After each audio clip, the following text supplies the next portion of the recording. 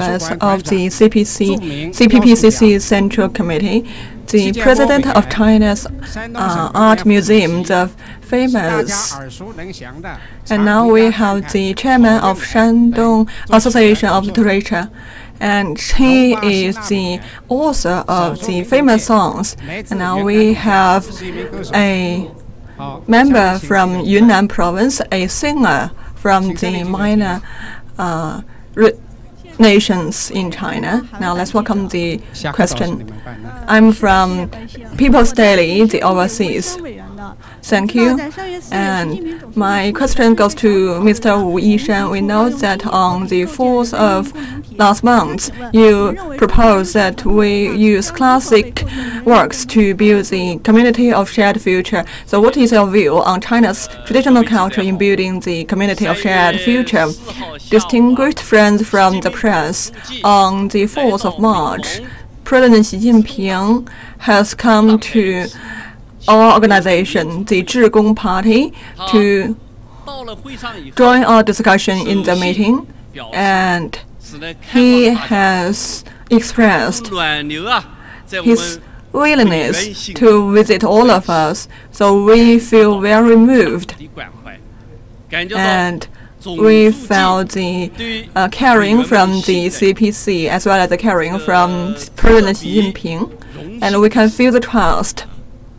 Especially, we were very delighted and honored that in the discussion, President Xi Jinping has emphasized the confidences, and that is, we should have the cultural confidence as a core and essence. I have the honor to report to President Xi Jinping, and my topic is that using classic works to build the community of shared future. We know that President Xi Jinping has emphasized that to build the community of shared future, this is a very important issue drawing the attention from all around the world, and the fundamental issue here is to join the hearts and minds of various people.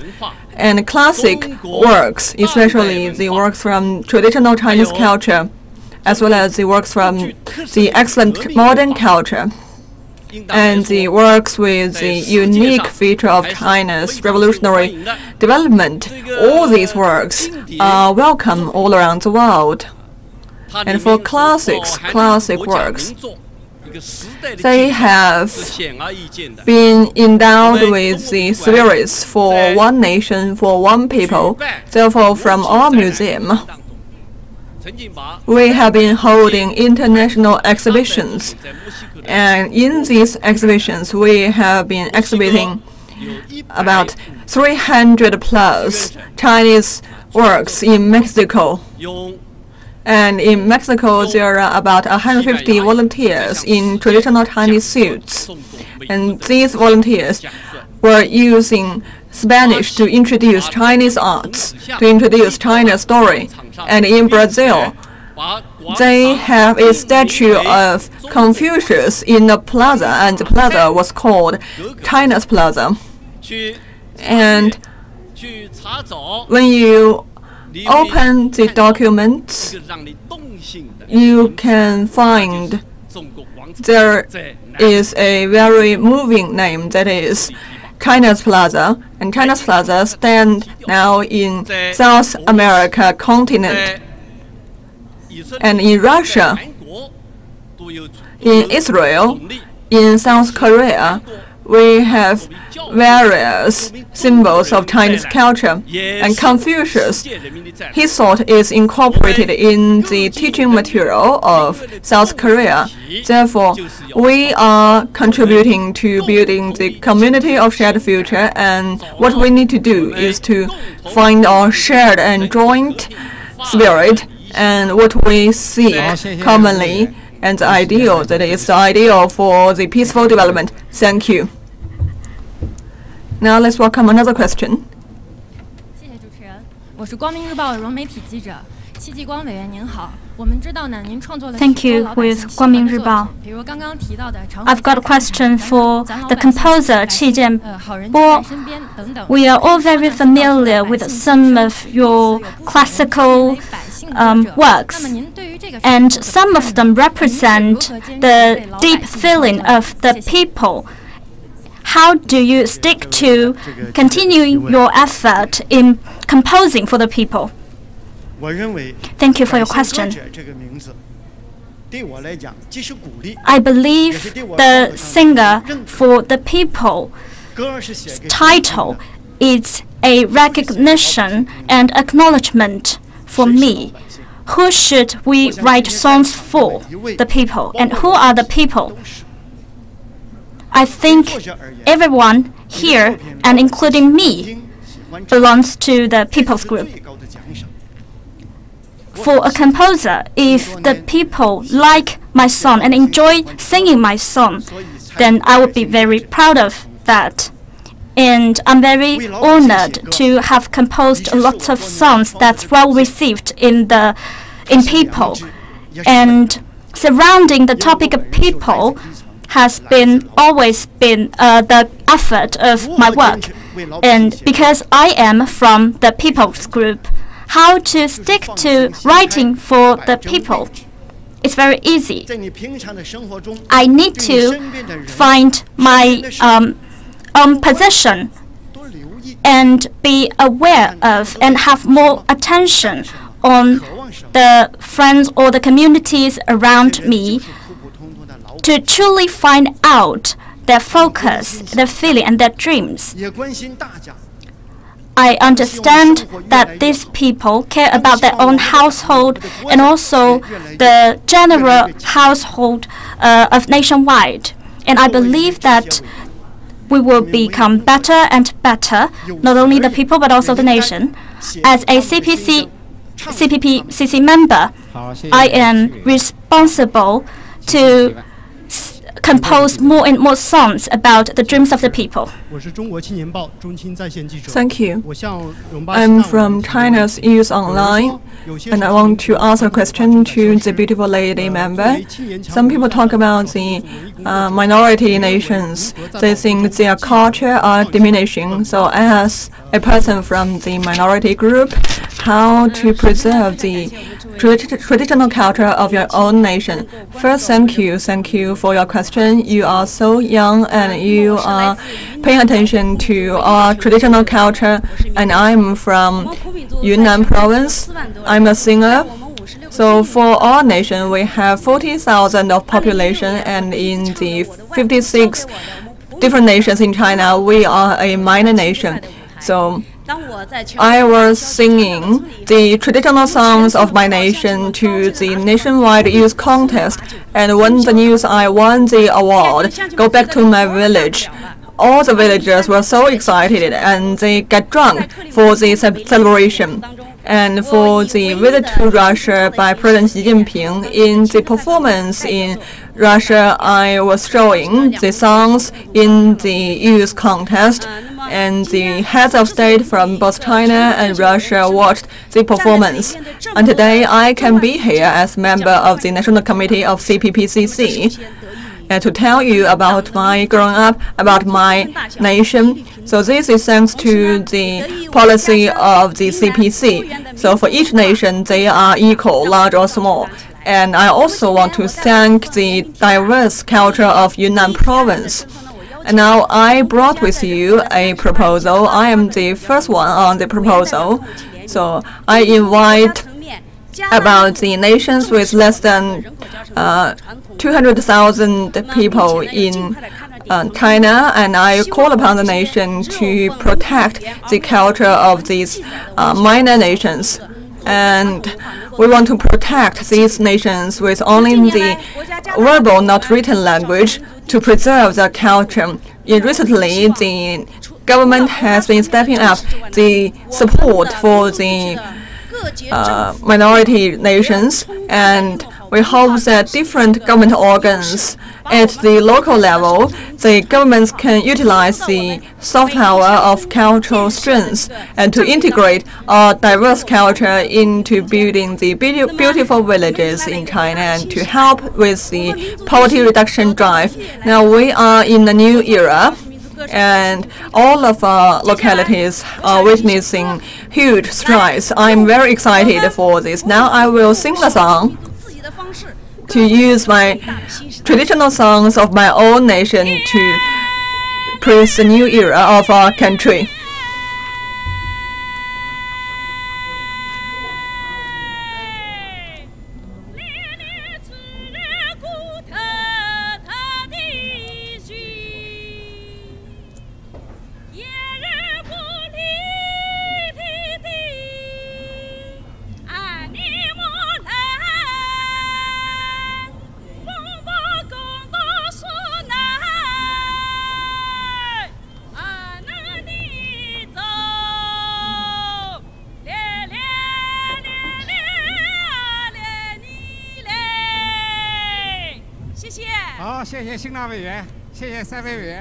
Thank you. 好，有请第二组委员上场，他们都来自教育界。Now let's welcome the second group of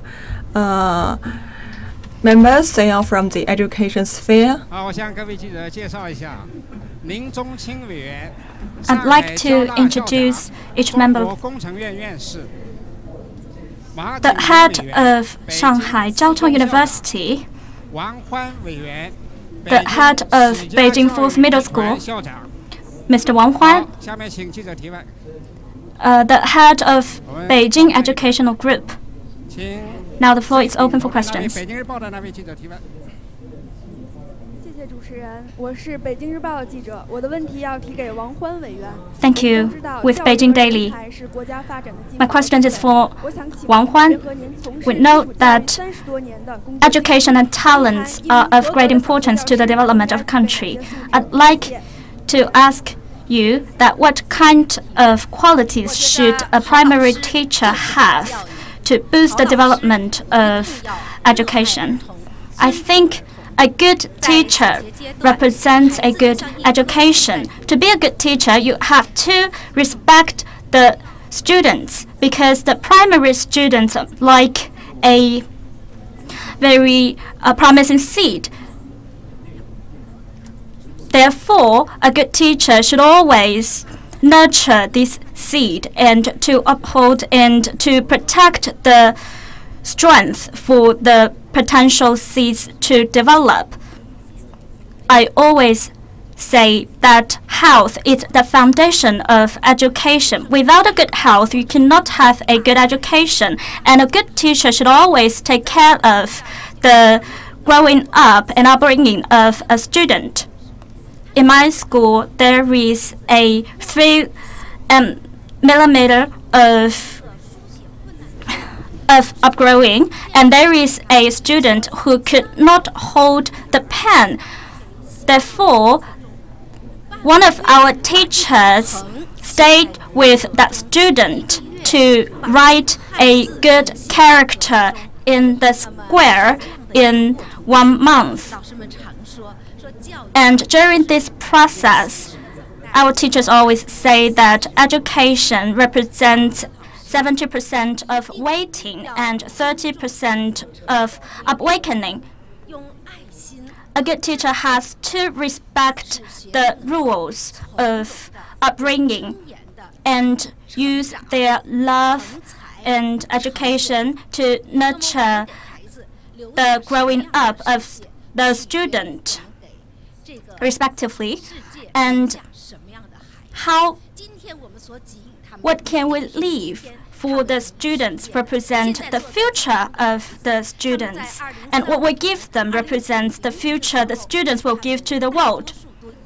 And I believe that in 2025 and 2050, a lot of our students have already passed their 30s, and how to nurture them to be a good talent for the nation, we have to update our skills and nurture us with abundant knowledges to help those students realize the unlimited world.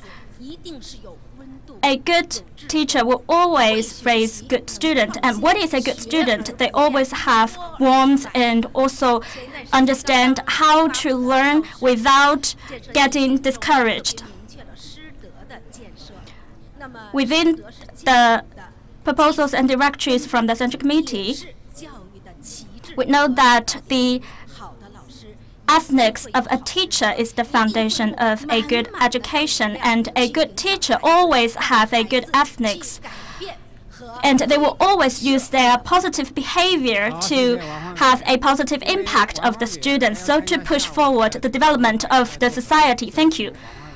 As Ms. Wang Huan will have the chance to present herself in the later session, so she will leave us for now. Distinguished friends from the press, for this afternoon we have the speech session, and the member will share their opinion on the economic, social, cultural development. And after the speech, after the interview, I welcome all of you to go upstairs for the continued interview. Now let's welcome another question. Thank you. I'm from China.org.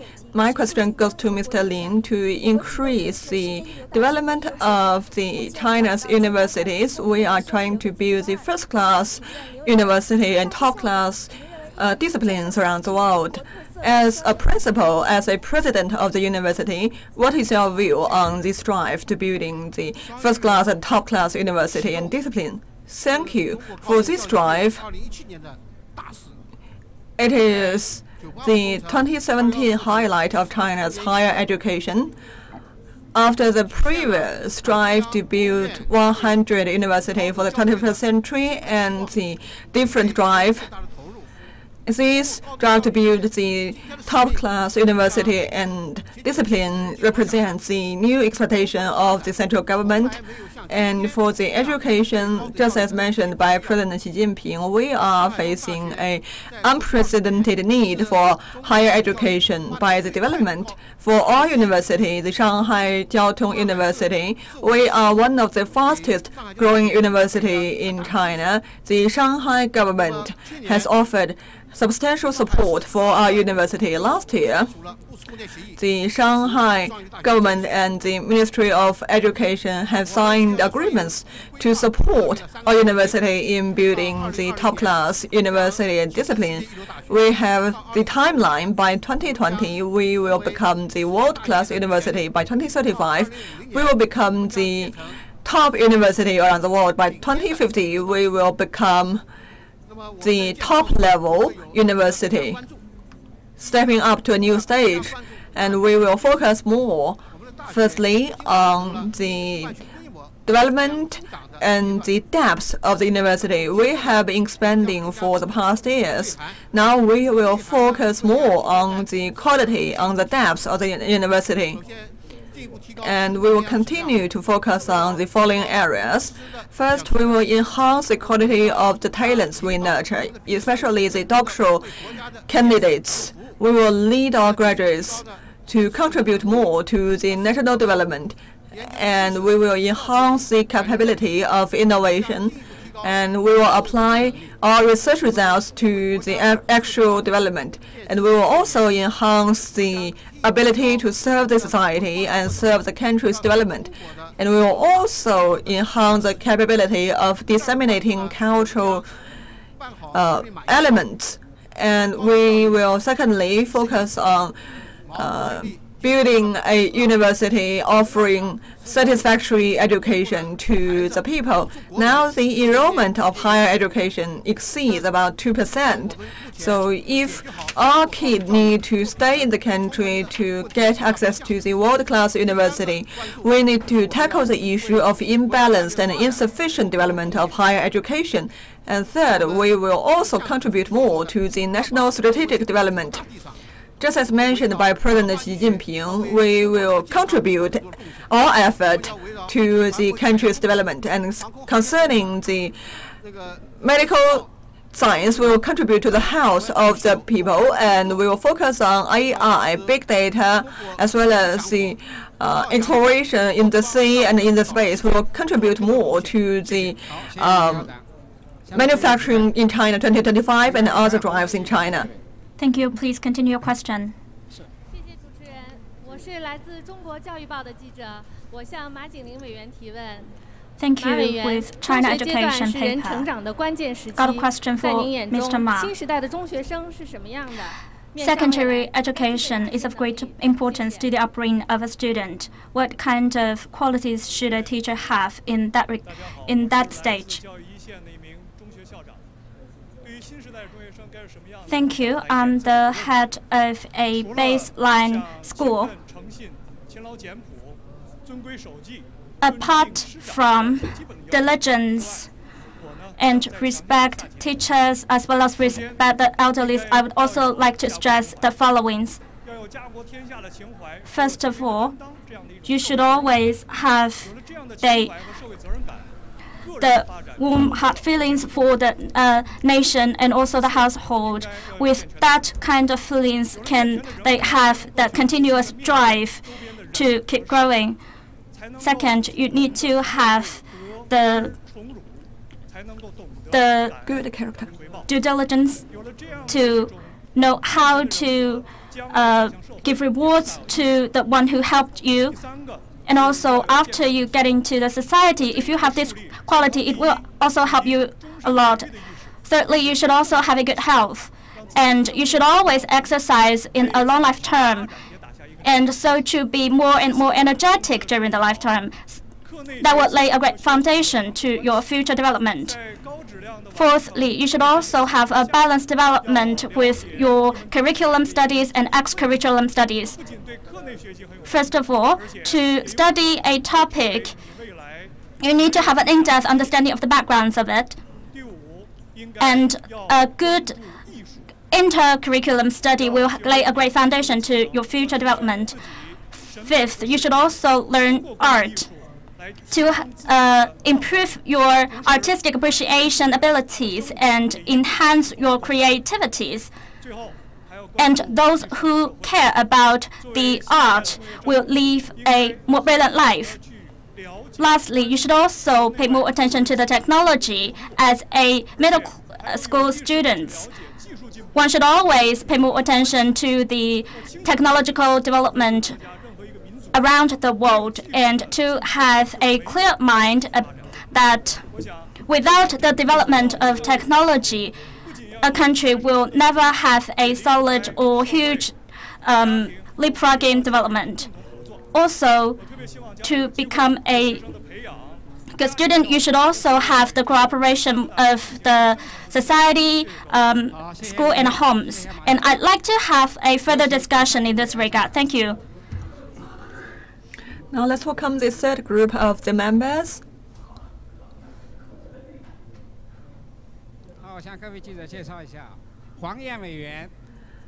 I want to introduce to you Ms. Huang Yan, the Vice Minister of the Housing and Urban Rural Development, Mr. Wang Liqin, the Dean of the Shanghai Physics Development, and he has been world champions for ping pong. Mr. Liu Hongyu is a lawyer in Beijing.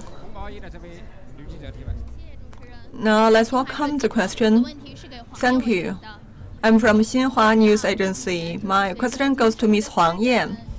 For recent years, with the development of the economy, we have the traffic jam and pollution, this metropolitan illness. You are the expert in this sphere. So in your understanding, what kind of measures can we do for the urban planning to avoid this issue in the urban life? Thank you. Thank you for the question. For the 40 years after the reform and opening up, we have been going through the unprecedented large-scale urbanization in world history. Now we have more than 57% of the residents in urban area. By 2020, the figure will be 60%.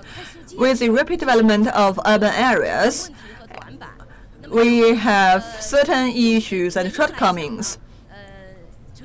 And for the reasons, we think that urban planning is very important. President Xi Jinping has emphasized that urban planning plays a critical role in urban development.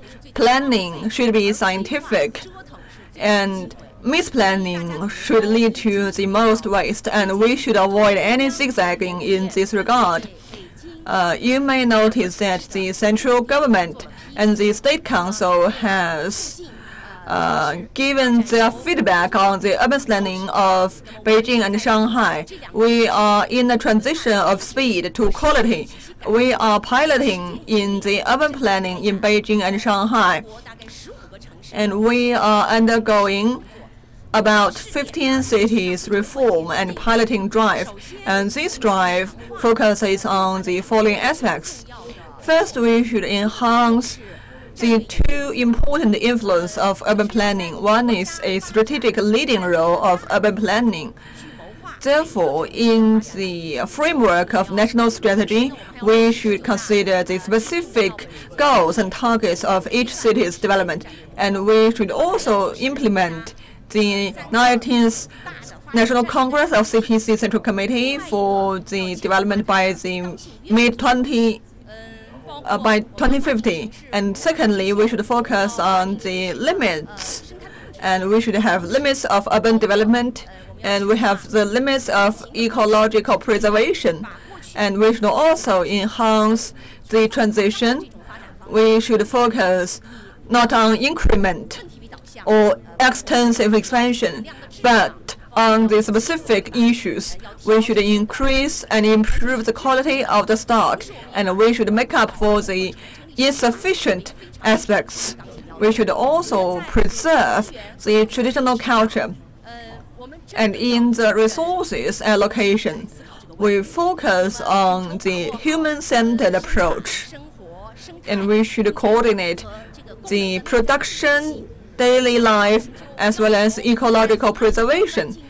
Therefore, within a certain diameter, we should coordinate different functions and different allocation of the space and resource. Therefore, we can systematically increase the city's function in infrastructure as well as the eco-service. At last, we should enhance the implementation of the planning. We should have an evaluation accountability system as well as a monitoring and supervision system. These systems will ensure the implementation of our planning, and we look forward to expanding the participation of our citizens in monitoring the urban planning. And from this aspect, we can improve the governance of the urban areas. We have identified the task of reforming different institutions, and we should streamline the regulation. We hope that in the future, the urban planning should be more systematic and coordinated. Therefore, the cities can be more inclusive and happy place to live.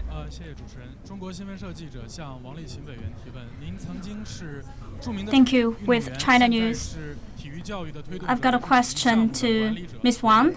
You used to be a famous athlete, but now you're more focused on the management of sports event. What kind of suggestion would you have to the development of competition sports in China? Thank you for your question. I'm sure you are all of your attention was focused on the Pyeongchang Winter Olympic Games a few days ago. And during the two sessions, I realized that among athletes, among this group, there are a lot of sports fans, and a lot of CPPCC members will go to the gym and also play ping pong in their daily life, and they also exchange views about the techniques of table tennis. I think in order to enhance the development of competition sports, we should always focus on the sports base of the people, because only when we laid a solid foundation of that regard can we enhance the total development of competition sports. we should always uphold the spirit of ping pong and also volleyball. Sports will also not only glorify our nation to get more medals for our nation and to have more sports and exercise, we can also improve our health and life quality. President Xi Jinping is a big fan of sports, and he attached great importance to sports work. And he thinks that the development of sports is inseparable with our realization of Chinese dream. Recent years, the competition sports has witnessed a great achievement, and it has become quite trendy among all walks of life in China. Also, we set up more and more sports events to the general public in the recent sports events, and we encourage the participation of the general public. Also, we have all-round exercise strategy among the nation. We will also enhance the construction of facilities of sports events, so to meet up the demand of the people and create more and more platforms for people to exercise.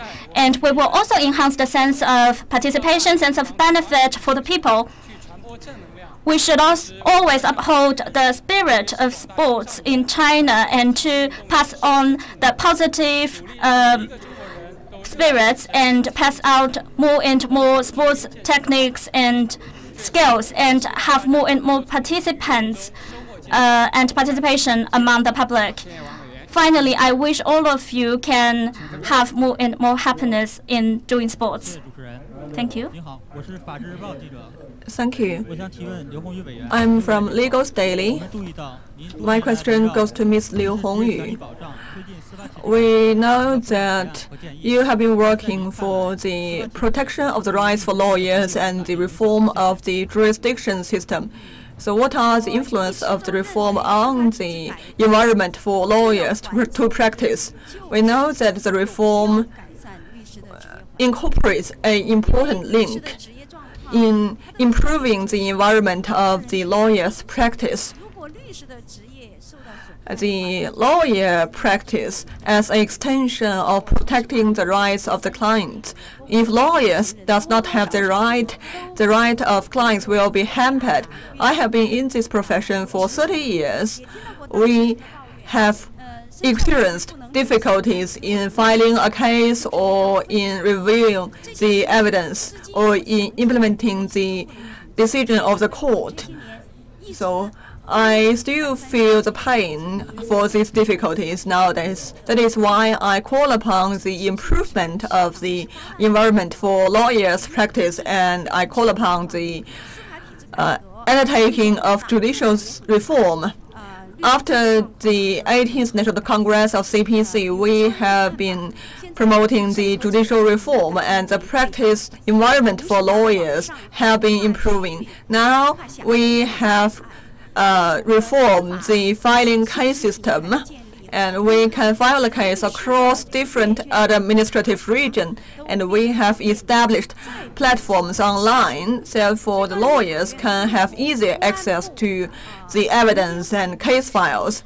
And for the courts, they will cooperate with the Ministry of Public Security as well as the CBRC to target the implementation to specific people. Therefore, for the people who cannot implement the judge decision, they cannot have, say, the access to high-speed train or airplanes.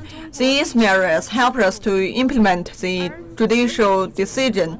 Therefore, reform and opening up has helped us to re-establish the lawyer system, and the judicial reform has added new vitality to the practice of lawyers. Now we have on average 9.5% of increase in the lawyers' profession, and by the beginning of 2017, we have more than 300,000 lawyers. Lawyers are an integral part of the judicial development in China, and judicial reform cannot be stopped. We need to call upon new mechanisms especially the judges who make the decision need to make the consideration and take the responsibility. Therefore, the judges should take more responsibility. And how to increase and improve the capacity of the judging people, and how to set up a mechanism for scientific and sophisticated monitoring and supervision, how to expand the depth and intensity of lawyers' practice. These are the questions we need to consider. Now let's welcome the last group of members.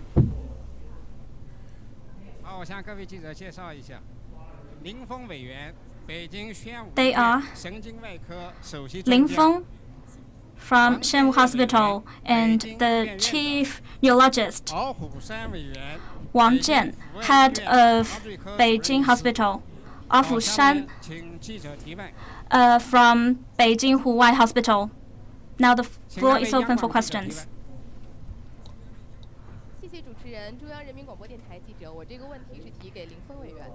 Thank you from China Radio. My question is for Mr. Lin Feng. We know that you have been calling for a usual order of hospitals during the past 2 CPPCC sessions. How do you see or interpret the relation between the doctors and patients? The hospital-patient relationship, it's not just about supply and demand. Patients come to the hospital to ask for treatment rather than buying for treatment. They have their visions and also demands from the hospital. And I have been a 45 years of neurologist in the hospital, and I have treated a lot of patients.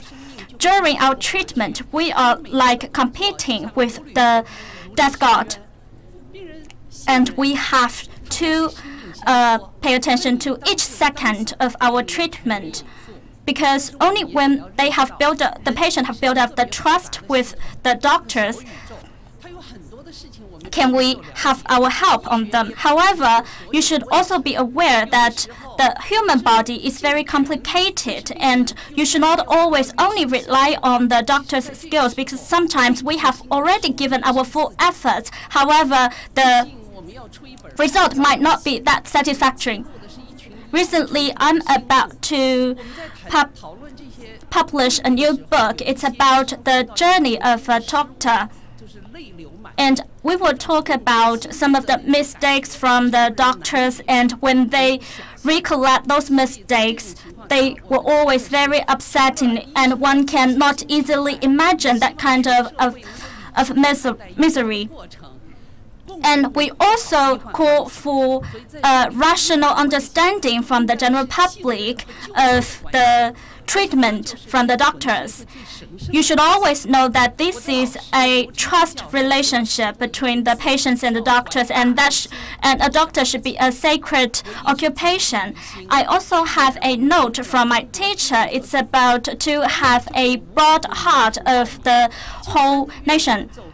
And we used to organize an event that gathered 500 doctors to have voluntary treatment in the rural area. We did surgeries for the kids and also the elderly. That means that you can see our doctors truly have a good heart to the general public, and we call for your trust. Thank you. Thank you. I'm from Tuanjie newspaper and online.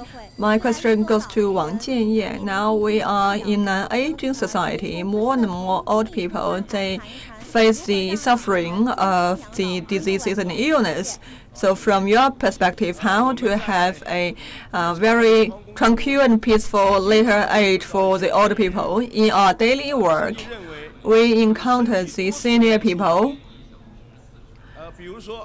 They feel so uncomfortable.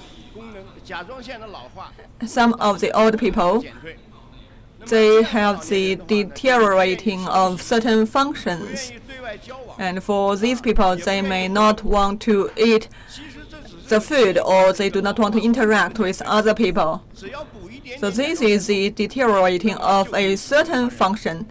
With a certain treatment, we can improve the life of these people. So we do not want to treat the aging. We want to treat the illness. Some of the problems are the result of aging, the change of the organs or certain functions. I hope that the old people can fight against the aging process.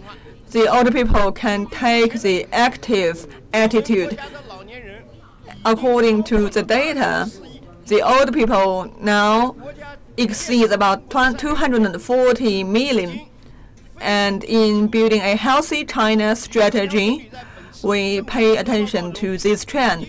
Premier Li Keqiang has mentioned in the work report of the government this year.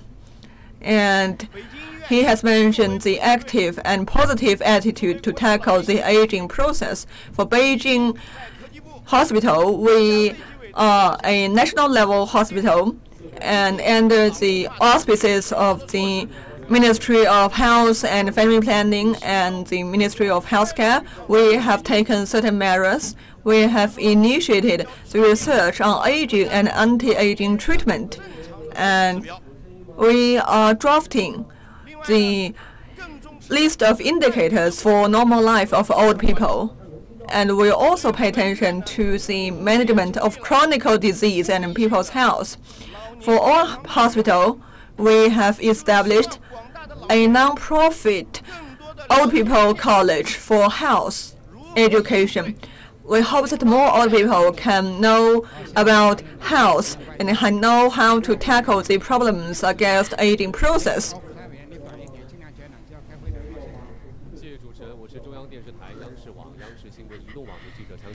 Thank you. With CCTV, I have a question to CPPCC member Ah Shan. We know that you are a famous doctor for cardio diseases. What kind of proposal would you have for the 2 sessions about the health development? I have several proposals on how to effectively implement Health China. 2 years ago, a lot of people surround me did not have the skills of first aid. And I know that when some patients emergently come to our hospital, they already have listened out the best treatment time. And only a few doctors know the skills of rhetoric. And over the past 3 years, we did a training program for 100,000 people.